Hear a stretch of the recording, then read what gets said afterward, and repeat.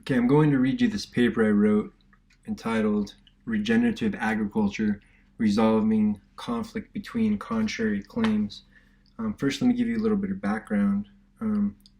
Regenerative Ag caught my attention in 2014, and I joined Soil for Climate and I read Holistic Management. I enrolled in Ag Business School in about 2018. And I started using regenerative agriculture as the centerpiece for all my assignments. Like if it was talking about a business, it was a regenerative agriculture business. If it was a project we had to do, it was on Regen Ag. If it was a presentation I had to give, it was on Regen Ag. If it was for argumentation, I did it on Regen Ag. And that's this paper right here. So at one point I found the Ketcham article. It's called Savory's Holistic Management Theory Falls Short on Science. I read it and I posted it on Soil for Climate to see others' response. And Allan Savory even ended up responding to it. I saved that response. Oddly enough, for this paper, I didn't consult that response because I just wanted to use scientific documentation and studies to include in the paper, like Teague, stuff like that. Over time, I began to see a back and forth going on when I was researching all these papers, like Briske criticizing or responding to Savory, Teague responding to Briske, Ketcham criticizing Savory. So I started reading these papers and their claims. And I wrote this paper, and now I'm sharing it with Seth Itzkan. He's going to help me hone in on some better studies to use to kind of rebut some of these arguments presented by Ketcham and Briske. So that's some of the background information. So here I go. In the public forum, there are many discussions regarding what agricultural practices are preferable, how best to manage ecological concerns, and what may be the causes of any negative changes occurring in our environment, such as desertification and soil degradation. We hear calls for Save the Planet, and reviewing the various claims and suggested management solutions, I was introduced to a book written by Allan Savory entitled Holistic Management, a common sense revolution to restore our environment. On the Savory Institute website it reads, since 2009, Savory Institute has been leading the regenerative agricultural movement by equipping farmers, ranchers, and pastoralist communities to regenerate land within culturally relevant and ecologically appropriate contexts. Regenerative agriculture is a land management practice using nature as a model, resulting in improvements in one or more ecological indicators, such as soil cover, soil carbon, biodiversity, water infiltration rates, or yields. These indicators are significant because by measuring them, we can judge the effectiveness of agricultural management practices and their claims, as well as whether their impact on the environment has positive or negative externalities.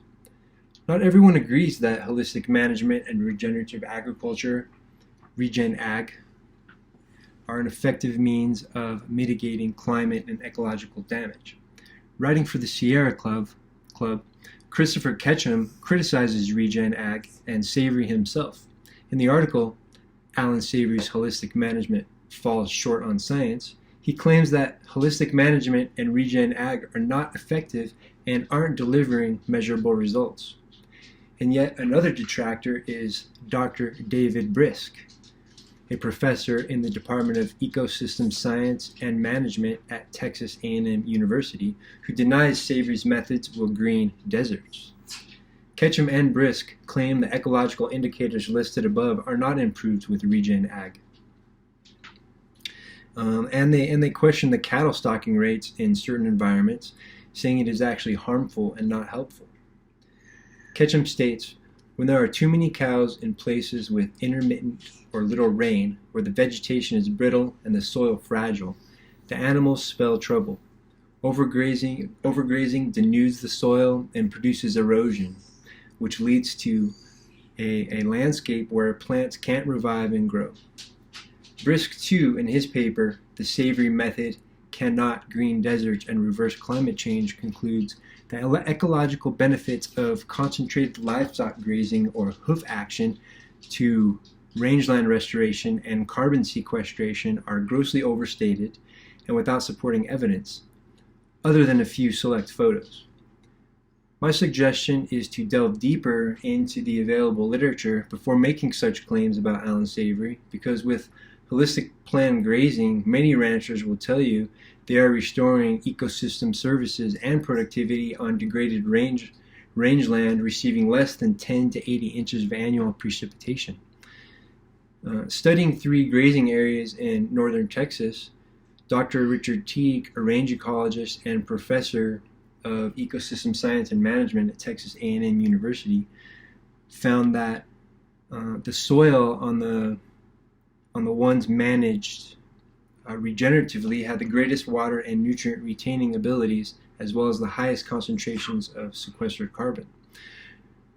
Research done on southern tallgrass prairie in Texas, where adaptive multi-paddock grazing was applied, not only showed carbon sequestration increases averaging 3 tons of carbon per hectare per year for 10 years, but also ecological indicators such as increased forage productivity, restoration of previously degraded preferred herbaceous species, increased soil organic carbon, soil fertility, water holding capacity, and economic profitability.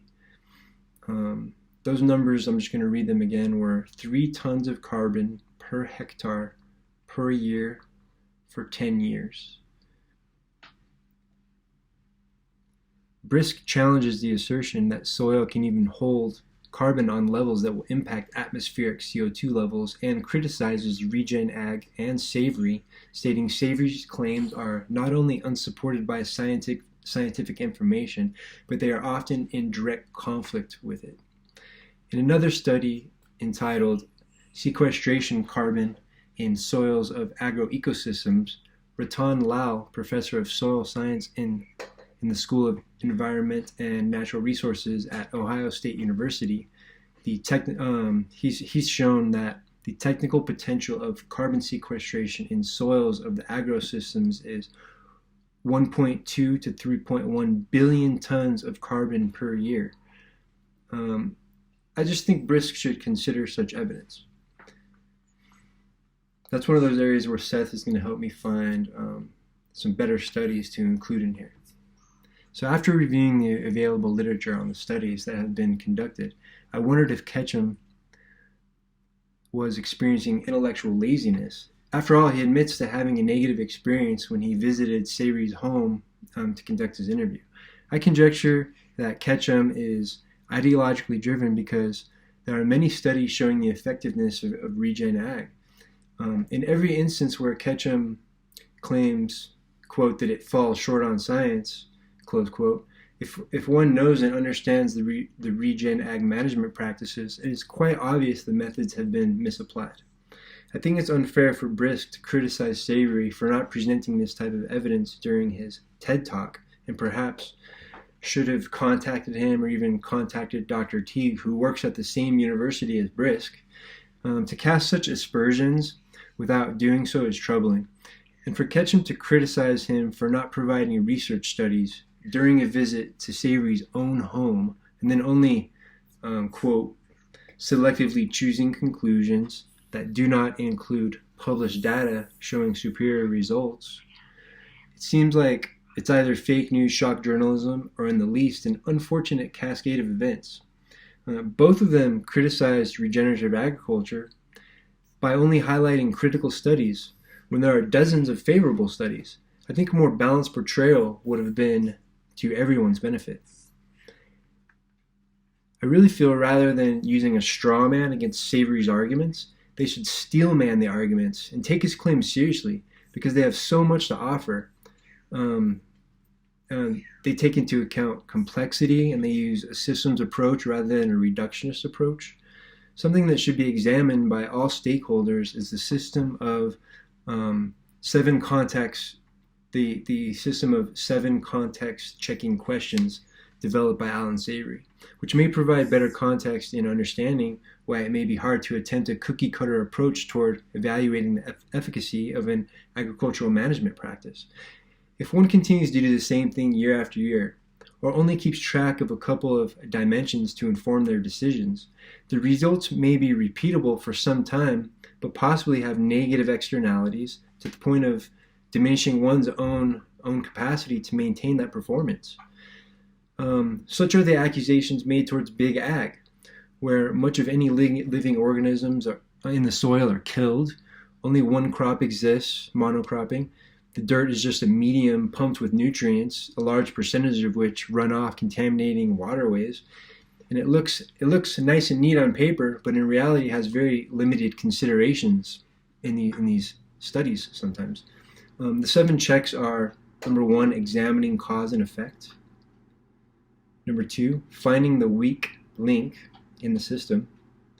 Number 3, honing in on decisions with the highest marginal returns. Number 4, doing a gross profit analysis. Number 5, auditing your energy, money, source, and use. Number 6, realistically assessing the sustainability and if your decisions fit into a holistic context. Number 7, and I think very importantly, including your gut feeling in your considerations, including how it will impact one's quality of life. I think more than just measuring yield, this type of analysis allows a stakeholder to employ more comprehensive decision making. My suggestion is this point in particular be gone into in depth. So all sides have a fair ability to demonstrate what their contribution is towards management and decision making. I'm not attempting to accuse Big Ag of being shallow or advocating a just spray it attitude, but I will say I used to listen to an agricultural talk radio show, and they would answer the calls with, "What you spraying?" I found that interesting to say the least. Moreover, to Savory's point, a study is one thing. We can conduct lots of studies, but the results are very profound for families and tribes around the world who are seeing their land revive, have animal products to feed their families, are increasingly gaining independence, and reporting their lives have objectively improved.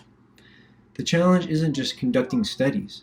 It is understanding how to apply the correct methods from season to season to changing conditions. Remember, current conditions and changes impact future conditions. And this is a quote, good science involves actively seeking information that refutes any hypothesis, not rigidly defending a particular hypothesis and viewpoint against any dissenting viewpoint or published data. When Ketcham claims Savory's methods aren't backed by science, I'm taking into consideration 2 things. First, part of Savory's message is helping people understand that sometimes a scientific discipline, such as agriculture or forestry, is dominated by dogma. An example Allan Savory likes to give is how it took the British Navy over 200 years to realize adopting citrus would help combat scurvy. In the early 1980s, Savory was hired by the USDA for about 2 years to train over 2,000 federal employees, and his contract was not renewed, because, quote, his iconoclastic theories were so counter to the prevailing beliefs. There was some friction when Ketcham visited Savory's home and tried to press him to substantiate his claims with scientific research. But Savory cautioned Ketcham to understand replicating something done on one piece of land might not work on another piece of land, because it might not even work on the same piece of land twice. Savory provided Ketcham with a pamphlet he had written stating, "This point is critical to understanding the great difficulty reductionist scientists are experiencing trying to comprehend holistic plan grazing, because no 2 plans are the same even on the same property 2 years running." Close quote. Ketcham continued to press Savory for scientific research, substantiating his claims, and subsequently wrote the article calling his claims unscientific. What about Savory's point that some researchers use reductionist methods, and that to address complexity, holistic management needs to replace reductionist management globally? So I want to read that sentence again. What about Savory's point that some researchers use reductionist methods, and that, quote, to address complexity, holistic management needs to replace reductionist management globally, close quote. Texas A&M professor of sustainable rangeland management, Dr. Richard Teague, makes these claims as well in his response to Briske's criticism of Savory's TED Talk, stating, most research cited by Briske et al. Has been short-term and has examined the issue from a reductionist viewpoint that has not included the critical influences of scale or used the best management strategies of holistic planned grazing. That's a very key point. They have not used the best management strategies of holistic planned grazing, and I make that point several times throughout this paper. In the sciences, reductionism can fail to explain, okay, this is a new section, okay. In the sciences, reductionism can fail to explain, quote, the emergent properties of complex systems, close quote, when it attempts to simplify things down to their, quote, constituent parts and their interactions, close quote. I also think it is unfortunate when a disagreement interferes with the patience necessary to do a proper examination of the available literature to move forward on this matter. In my research, I myself am finding scientific data to provide evidence for the claims made by advocates of regenerative agriculture. I see that there was like a little bit of an awkward segue between that point about reductionism and this next point, so I need to fix that there. So I make that point about reductionism, and now I go into the next point about, I feel like they're being impatient. Just because they had a disagreement at the house, now they're being impatient and not taking the time to find the studies that actually discuss these points thoroughly. So I also think that it is unfortunate when a disagreement interferes with the patience necessary to do a proper examination of the available literature to move forward on this matter. In my research, I myself am finding scientific data to provide evidence for the claims made by advocates of regenerative agriculture. Teague makes reference to this himself in his rebuttal, stating, by selectively choosing from published papers that do not include the published data showing superior results at commercial ranch scale from holistic planned grazing leads to the interference and conclusions made by Briske et al. Being unrepresentative of all that is known on the subject. Another very important point I really want to emphasize is the false equivalent being created by Briske, where the study he is citing is not looking at the same dimensions regen ag proponents are interested in or are claiming are improved. Quote, concentrating only on differences in productivity without meaningfully taking into account negative impacts on the environment can lead to misleading extrapolations. When examining or conducting a study, I forgot to close the quote there, so it disrupted my reading. I apologize.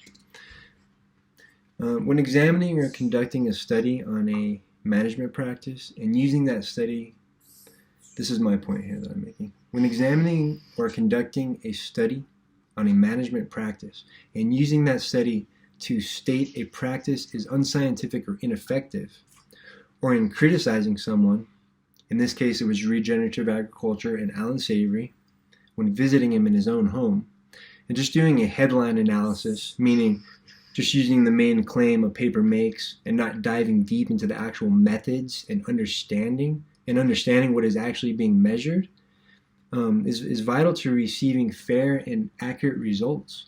After all, what we're after is objective measures and putting a hypothesis through rigorous opposition to confirm the validity, so we can progress and use the best methods. Creating a camp and disregarding any information that disproves one's thesis, that falls short on science. So, quote from Teague, "Good science involves actively seeking information that refutes any hypothesis, not rigidly defending a particular hypothesis and viewpoint against any dissenting viewpoint or published data." In this case, claiming regen ag lacks efficacy ignores many examples where it has been done successfully. Moreover, there are so many more benefits coming from regen ag and holistic management practices, ranging from increased soil moisture and carrying capacity to increased soil carbon in vegetation in previously desertified land. And that is not what has been taken into account by Briske. And this is quite ironic. This is a point I want you to really listen to. And this is quite ironic because watching a speech given by Ketcham, I got the distinct impression what he really cared about was respecting the land. I would really like to have a conversation with him about this and see if he knows that productivity and not a thriving, flourishing landscape was the concern of Briske's criticism. Squeezing every last dollar out of the land doesn't seem to be what Ketcham has in mind. What a way to undermine one's own argument, to unwittingly use the claims that would back Big Ag, the supposed archenemy of stewardship, as the way to disprove the claims of a possible ally because you had an unpleasant time visiting with he and his wife. These ecological indicators, which I mentioned in the thesis, don't just give us the ability to measure the efficacy of management decisions, but these are also measures of our stewardship of our land. Are we leaving a more beautiful world to future generations? Do you prefer a beautiful, healthy environment, or one sprayed with chemicals which are off-gassing? With that said, doing a comprehensive analysis of agricultural productivity is important, but I am advocating here to keep other factors included in the analysis, such as measuring these indicators. What good is it to only focus on production to the detriment of your soil, your family farm, and your legacy? So again, what I'm calling for is a comprehensive analysis of the available literature and management methods and see what blend has the most benefits. Currently, I and others in the regen ag movement feel this management practice has the most desirability because you are enhancing and improving your resources as you are using them, ensuring that they'll be there for the future, leaving our land better than how we found it. This is a beautiful, worthwhile way of informing our management decisions. The vision would be, right, profiting as much as when we're doing things conventionally, and also considering the consequences of our actions which may one day hinder that production, and maintaining all factors providing us with that ability to thrive. Yeah, I want to read that sentence again. I want to refine it over time. So the vision would be profiting as much as when doing things conventionally, so that keeping our yields up. I think some studies show diminished yields. I think that was Roundtree. I need to check that.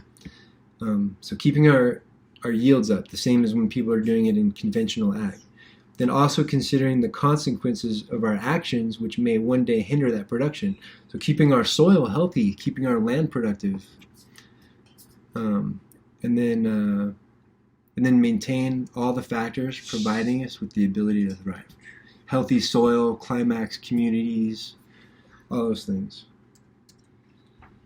So to close, before declaring management practice to be either effective or ineffective, it would be fair if one were more rigorous in their examination of the available data. In an article by Charles Mann in The Atlantic, he asked the question, can the planet Earth feed 10 billion people? He divides up everyone who is dealing with this challenge into two camps, the prophets and the wizards. Those who want to solve our challenges with technology, he calls the wizards. Those who want us to be cautious and preserve our environment in the natural ways are the prophets. Although both want to improve conditions and provide the world's needs, they have different ways of achieving that. From hearing Ketcham's discussion, I thought he would be in the camp of the prophets, which is also where I believe I would find Allan Savory. While these two prophets fight it out, we need to decide which camp Briske finds himself. allowing arguments or frustration to be the basis of claims made, and not providing follow-up time to present documentation or receiving guidance of where to get those sources doesn't seem like a sound way to advance the issue. On the other hand, by kicking the ball down the road and creating this controversy, it creates the interest for researchers such as myself to attempt to discover how the world really works. My call to action is for comprehensive analysis to be done under the same conditions by stakeholders like those discussed here, so a greater understanding and agreement can be accomplished. So thank you very much, and I'm excited to hear any criticism, positive or negative. Blessings.